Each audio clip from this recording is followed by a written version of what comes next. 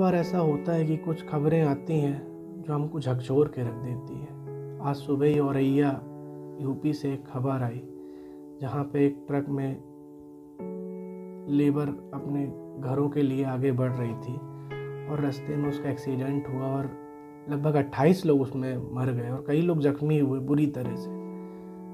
तो ये अंदर से बहुत हिला देती हैं, ऐसी खबरें बहुत तकलीफ दे देती है। मैं चाहता हूँ लोग उस तकलीफ़ को बयां करे, बोले। मैंने उन तकलीफ़ों को बाहर निकालने के लिए एक माध्यम बनाया, कविता। मैं लिखता हूँ और लिखता हूँ तो थोड़ा मुझे हल्का लगता है। बस मैं इसलिए एक प्रयास करता हूँ कि वो चीज़ बाहर निकलना चाहिए, क्योंकि वो तो अपनी ज़िंदगी से हार रहे हैं, लेकिन हम भी अंदर अंदर कहीं ना कहीं घुट रहे हैं। तो एक कविता कुछ इस तरह से है।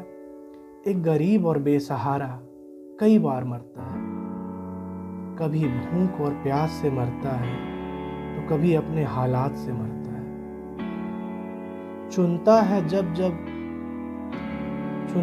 जब जब वो जिंदगी को, तो कभी कभी बेकाबू तेज भागती गाड़ी के तले सड़क पर आखिरी सांस भरता है, तो कभी रेलगाड़ी के पहियों तले समिट सा जाता है।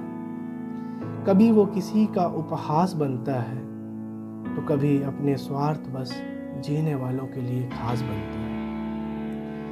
किसी कारखाने में प्रताड़ित होता वो शख्स घर से कई मील दूर आखिरी सांस के लिए तड़पता है।